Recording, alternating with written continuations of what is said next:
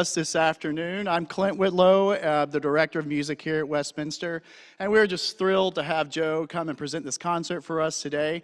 I just wanted to remind you of a couple of things that are happening in the life of the church, and one of those is next weekend around this time at 4:30. If you've got any animals that you'd like to be blessed, we're going to have the blessing of the animals, and that's going to be out here in our talent field. And I'm told by the pastors you don't have to bring your animal if you don't want. So if you've got one of those unrulies or maybe something that lives in a terrarium that you don't want to take out, you can bring a picture of your animal and they'll bless that for you as well. But we hope you'll join us next weekend on Sunday at 4:30 for the blessing of the animals. Another thing I want to bring your attention to at the end of the service, we are going to be taking a collection. We'll have people stationed at the doors as you exit. So if you have monies that you'd like to give to help our friends in Western North Carolina, of course, we've been gathering food and supplies all week long, and we'll continue that as well. So if you have monetary gifts that you'd like to give, we will collect those at each of the doors as you leave, as you see fit. Without further ado, I'd like to, of course, you all know that we have Joe DiPiazza. He's a former piano faculty staff at UNCG, concert pianist. He's been all around this country, of course. And we're just delighted to have Joe come and present another concert. Of course, you know if you were here last year, what a treat this was for us. And we just feel so grateful to have Joe with us. And he wanted to do this for us. And we're just so grateful and blessed to have this talent. So without further ado, please help me and join and welcome Joe DiPiazza.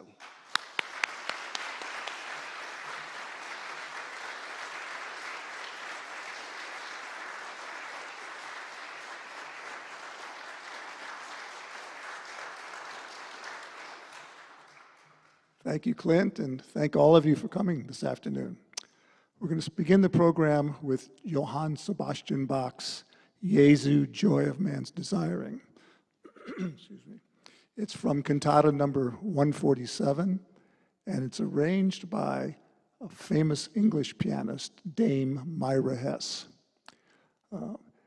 Before the war in World War II, they emptied the National Gallery of London to save all the artwork. And they were going to use the museum for wartime administrative purposes. And Myra Hess didn't want that to happen. She wanted to keep the museum open for the public and keep art alive in the city during that awful time. So she said, now, of course, the evenings were out because that's when the bombings took place. So she started a noon-hour weekly concert series, and it was very famous, and there were over 1,700 of those noon-hour concerts during World War II in London. Yeah. So this Jesu, Joy of Man's Desiring.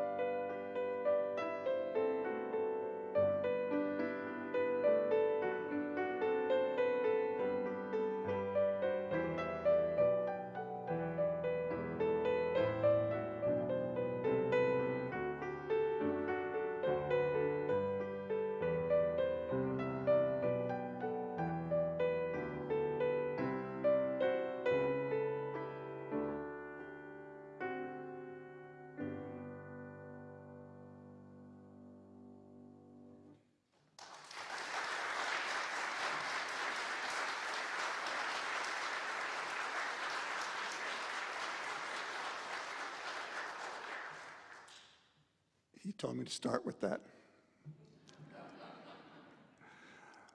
Next is a set of Chopin pieces.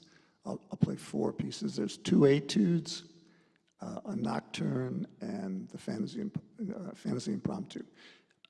Chopin wrote 24 etudes, and each one concentrates on a specific technical problem. These are the first 2 etudes of Opus 25, and the first is nicknamed the harp etude, and you'll see certain resemblance to harp music. It's followed by the second etude of Opus 25, which has a cross rhythm between the 2 hands that makes it very difficult, but it's a typical winding melody of Chopin on the right hand. Then there's a nocturne in C-sharp minor, Opus Posthumus, which means it was not published till after he died. And when they found the manuscript, it said, this particular nocturne has excerpts from my second piano concerto. And sure enough, all the excerpts show up in the concerto. It's interesting. The Danish comedian pianist was a great pianist, Victor Borge, does a thing with this Chopin nocturne. He'll say, this is the C-sharp minor nocturne, Opus Posthumus, which means he wrote it after he died. That's so typical Victor Borge, yeah. And the last piece of the set is the fantasy impromptu, which is part of the 4 impromptus, but this one is more, well, like I said, more has elements of fantasy and impromptu, which would insinuate improvisatory nature. And I'll play these 4 works uninterrupted.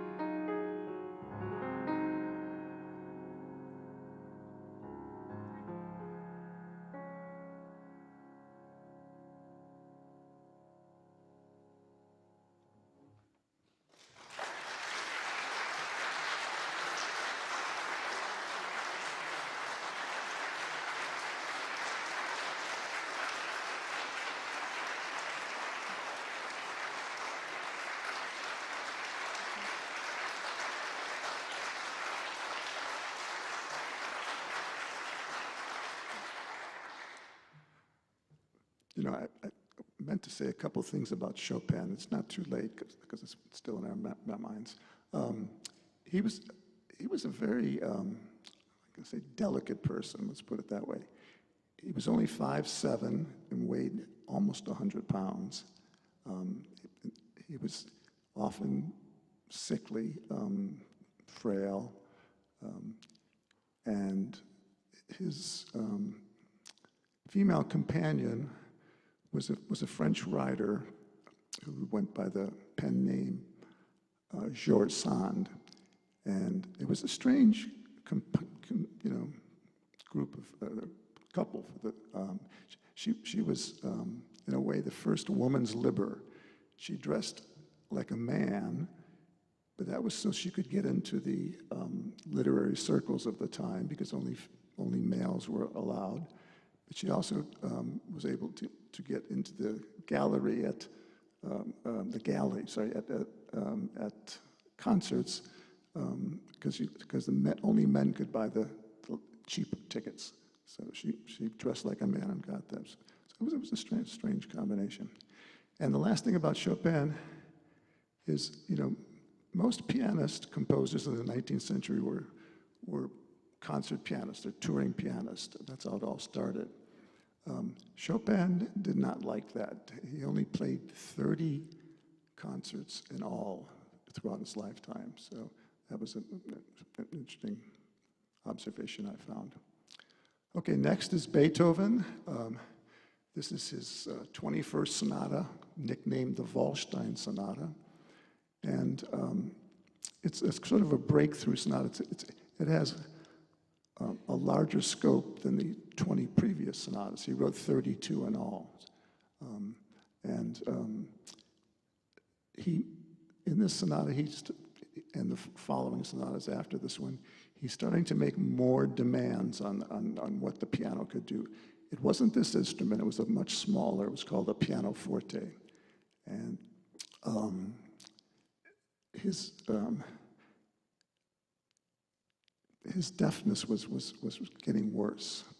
And in fact, there are reports where he would take the legs off the piano and put the piano on the wooden floor and lie down, put his head on the floor and play and listen to the vibrations. He was very desperate at the time. In fact, before the sonata, he wrote a letter to his brothers. He has two brothers, and the Heiligenstadt Testament, it's called. And in that he talks about his contemplating suicide at one point. And like I said, total despair. And it was directed that the testament should not be opened till after he died.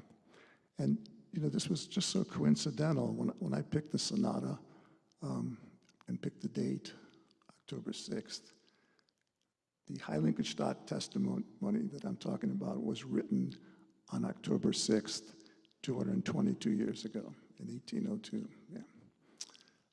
Okay, a quick lesson now on, this is the first movement of the sonata in C major, and a quick lesson on sonata allegro form. It consists very simply of three sections: exposition, where the themes are presented; a development, where they're treated in various ways through different keys; and then a return to the home key in C major, called recapitulation. Now, a lot of you commented last time you enjoyed my comments, you learned a lot. This year, there'll be a short exit quiz. No, I taught too many years, sorry. Yeah. The interesting thing about this sonata, is Beethoven becomes sort of a prankster. When you think you've returned to the recapitulation and you're all set, in the second phrase, he gets lost. He goes to a wrong note, and then he tries to correct it, and again goes to a wrong note, and then through a passage of modulation, he finds his way back home. I'll try and use some body language to point that out when we get to that. Okay, the Waldstein Sonata, Beethoven.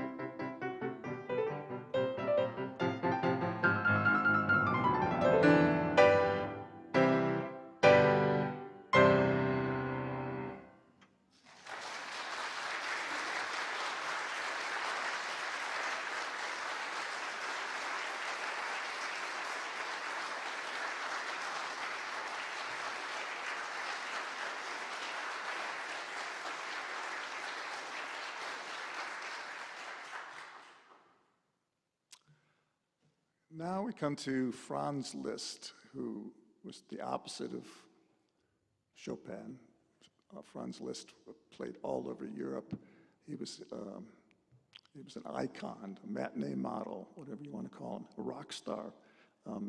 It was customary in Europe for people to throw flowers on the stage after a performance. The women threw their jewelry after Liszt played. Yeah, they adored him. They would wait at the backstage door and claw at a piece of his clothing, pick up a cigar butt that he threw in the street. It was insane. It was called Listomania, just similar to Beatlemania, I guess. Yeah. He wrote over 700 works, and it's interesting. It's a dichotomy of good and evil that he goes through his whole life.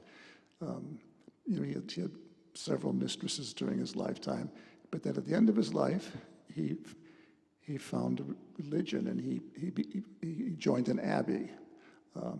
And even in his compositions, you have works like Mephisto Waltz, which is based on Faust. You have sort of a macabre a piece called Totentanz, Dance of Death. Yeah, but then he also had religious works that were called harmonies, poetic and religious harmonies, and titles like St. Francis, Assisi, Feeding the Birds, and things like that. So there was this dichotomy. Yeah.